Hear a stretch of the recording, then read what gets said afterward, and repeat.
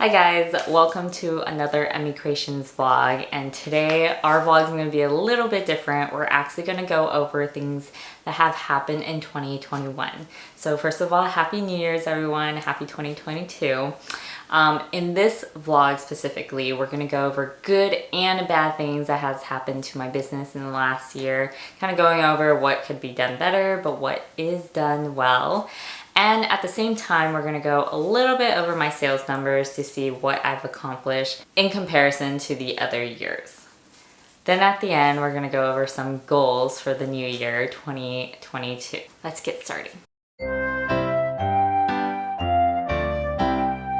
One of the goals I wanted for 2021 last year was to revamp or improve some of my processes, and I did accomplish a few of them. So the first one I think a lot of people are aware of is my storage room revamp. I actually do have a full video on that, but I will show you clips of the new storage room and how that looks now. So I wanted to do the storage room revamp specifically because I was having so much trouble and wasting so much time pulling product, and it was literally such pain. So definitely this has saved me a lot of time, and it, as a result, allows me to scale my business better. So I'm super excited for the whole bin system that we now have. And it was actually inspired by another small business, XXL Scrunchy, who is also on YouTube and TikTok. They totally inspired all the bins that I bought.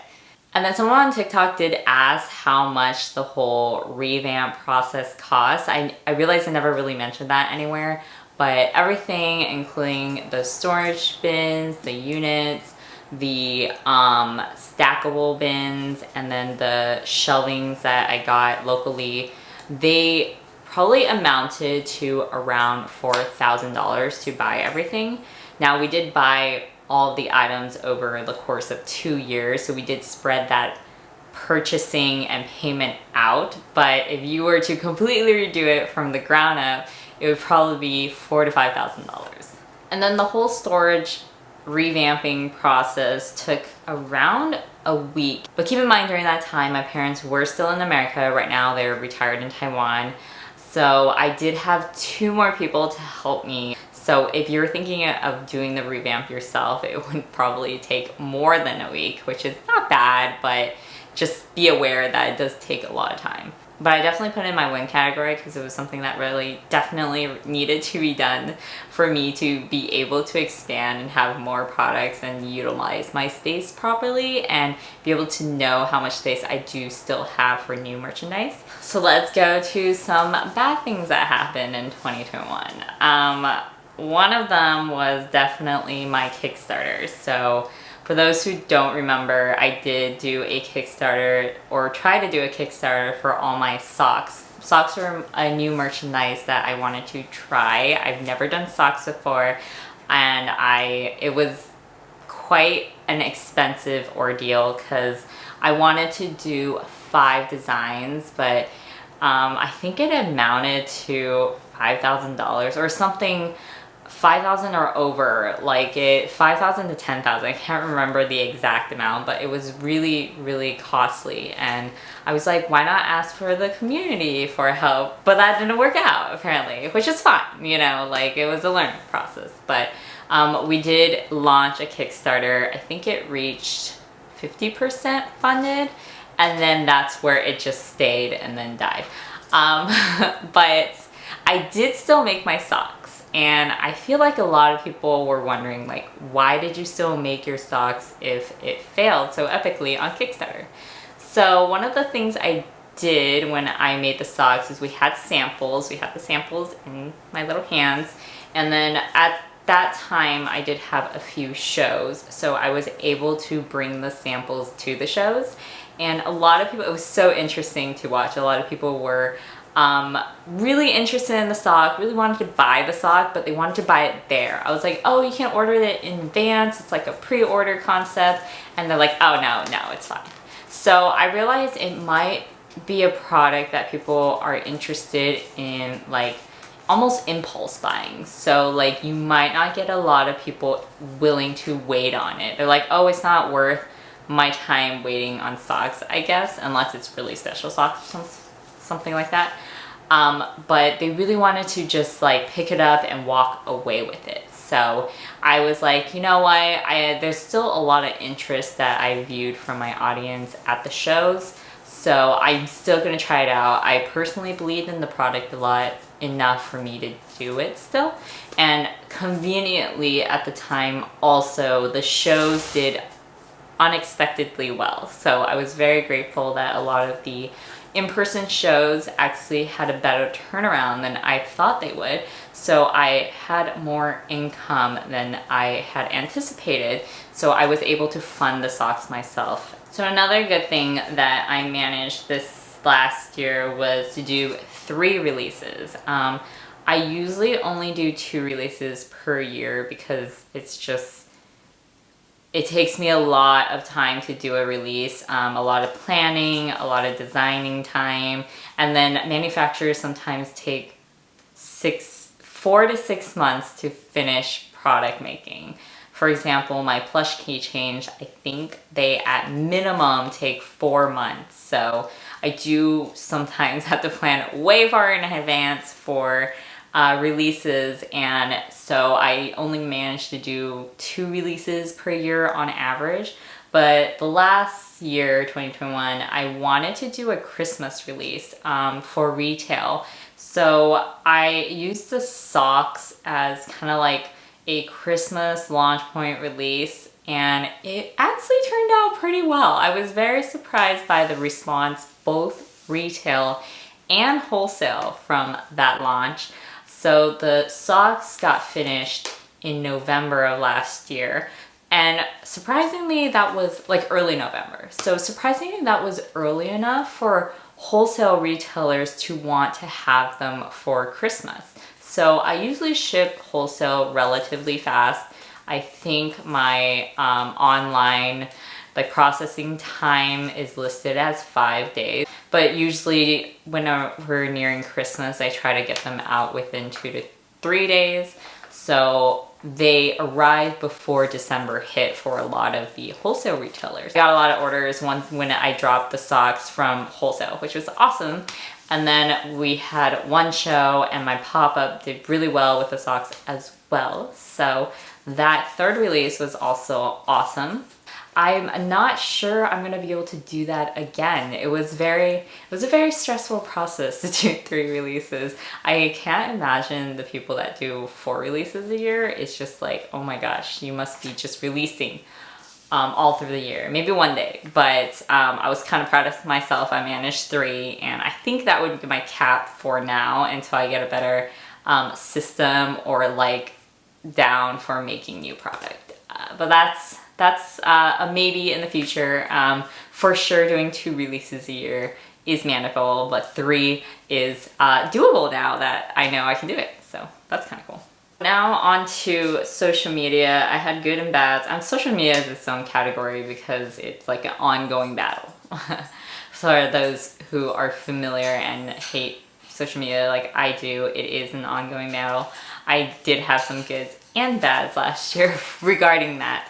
So the good side of it is that I started TikTok and it kind of blew up in a very unexpectedly cool way. So that's definitely like a plus in my books for the last year. I reached, I think, 10K followers within the first 4 months of joining. So that was pretty awesome, and it's still been pretty consistent. I've been posting every day for the last, 5 months or something that I've been on it, and it's been doing well, and I've been getting sales from it. So not a lot of sales, but enough where it's worth my time. And then the bad part of social media is I have not been consistent with in the other sides, Instagram, Facebook, Twitter. I kind of fell out to do TikTok almost. I'm kind of like full forced into TikTok and could not do anything else with my brain regarding social media beyond that. So Instagram definitely fell to the wayside for a few months. I've been trying to get back into it at the end of 2021 and at the beginning of this new year, and hopefully it will be more consistent in the future. But yeah, that has been a struggle, but you know, that now that I got TikTok more down in what I need to do for it, it's going to be easier to bring back more onto my social media plate. I'm gonna go through a little bit of my 2021 numbers, so my sales numbers specifically, and the way I calculate it personally is it removes all the percentage each platform gets if they take a percentage. So for example, if Faire takes 15% or if Etsy takes 10%, I don't include that in the numbers. It is kind of the net after removing the fees. But I still have not removed the cost of goods from these numbers, so it's after fees are removed, but before cost of goods are removed. I don't know why I do it that way, but I just do.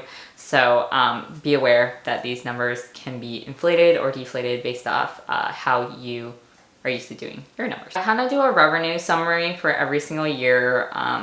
It goes through how much I make in each channel. So I have an Excel sheet with columns, like the columns are online, wholesale, events, pop-up, and then I'll separate the online into my own website and Etsy. And if you're curious of why I have both of them, let me know in the comments and I might do a video about that. For this scenario specifically, I'm comparing 2019 to 2021, even though 2021 was kind of weird because like the first part of it was slightly COVID and then the end is slightly getting back into COVID, but the numbers are still comparable, so I wanted to go through them with you guys to kind of show you how the business has changed / grown because of COVID and some of my new endeavors like my pop-up and my wholesale.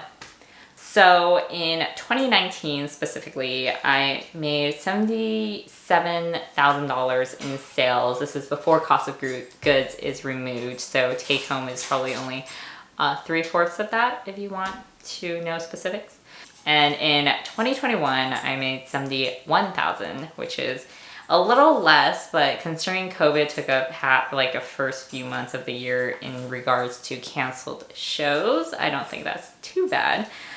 But the percentages are interesting, so I'll go through them really quickly and you can pause the video if you're interested in the specifics and wanting to look at it. So in 2019, 94% of my sales were from events, like in-person events, markets, conventions, that kind of thing. 1% was from wholesale because I almost just started that year in wholesale. And then 5% was from online. I don't actually do a lot of online sales. I'm trying to change that, but for now, that's kind of like how the breakdown is.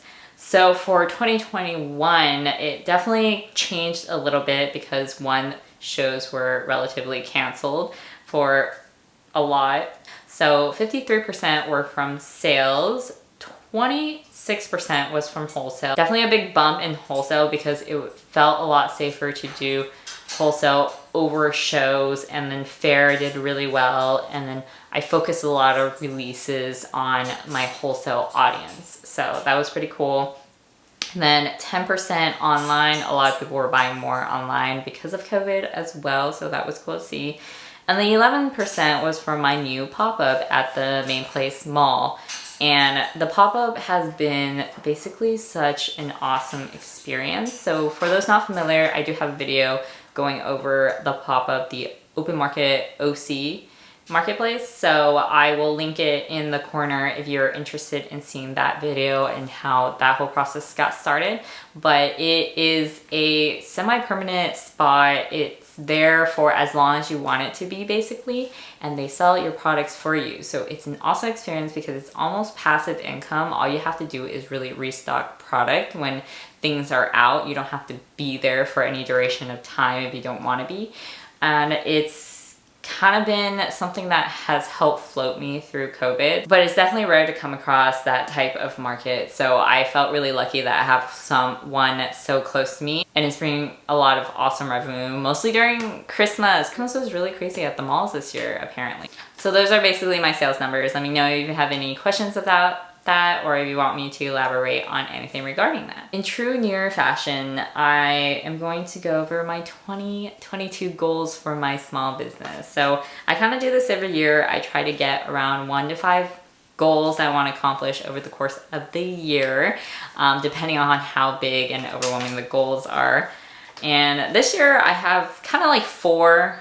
Sometimes I add some in the middle of the year depending on the need of the business, but this is a great starting point. So the first one I kind of touched upon a little bit. I want to get back to consistent Instagram posts. I usually do 3 posts a week. I started doing that a little bit and then I went MIA for a few months because life, I guess.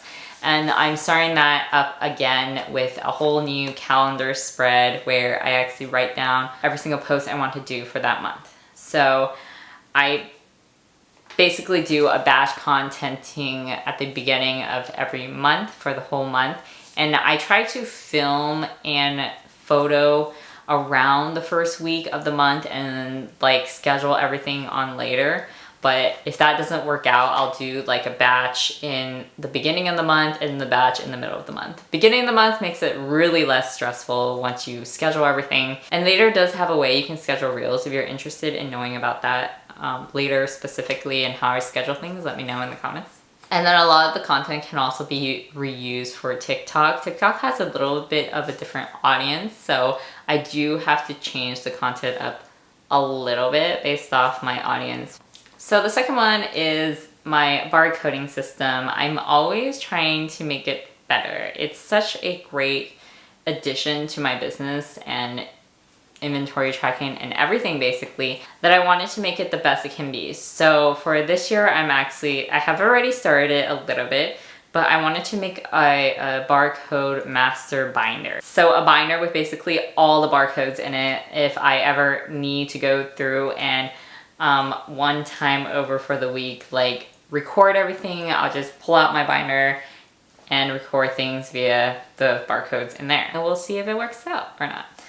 The third thing I want to do, I've been wanting to do this for a while. I don't know if I'll actually get to it this next year, but it's kind of like on my hopeful list. It is building my email list out better. So I started doing this a little bit during that time I was doing Twitch because I had more motivation to actually draw than I do right now. But I wanted to focus on expanding my emailing list, like providing some monthly benefits. So if you do sign up for the email mailing list, you'll also get free downloadables. What I was doing and what I want to keep doing now that the new year is here is hopefully have like monthly wallpapers that you can download onto your phone, and it's just artwork. You can do whatever you want with it. You can print it out. Just art of my 3 mascot birds. I think that would be really cute. So if you're interested in seeing how that goes, sign up for my mailing list. It's you can sign up from EmiiCreations.com. So last goal I have for this year is monthly YouTubes, hopefully. These basically. I kind of want to do a month overview every month and talk about what happened during the month, some good bads, and what I will be doing in the future or the next month. So basically retrospective for the month. We'll see how that goes, but this one has been pretty fun so far. Hopefully it's been interesting for you guys. Let me know in the comments. Definitely give me some feedback if you have the time. I would awesomely appreciate it. And let me know if you want more specifics about things that happened in the last year, if you have any questions. And let me know if you guys do a retrospective, reflective thing for your business. Do you have goals for the New Year's? Do you like go over what you did good, bad, like that kind of thing? Maybe you do run your numbers. Let me know what you do at the end of the year. I'm super interested to see how your process is. Thank you so much for joining our vlog today. I hope you liked it. Haru was screaming the whole time, so it's probably very edited of a video, but but if you like our video today, be sure to like and subscribe. It really helps our channel out. And then we'll see you guys next time. Do you want to wave? Say bye. Say bye. Bye.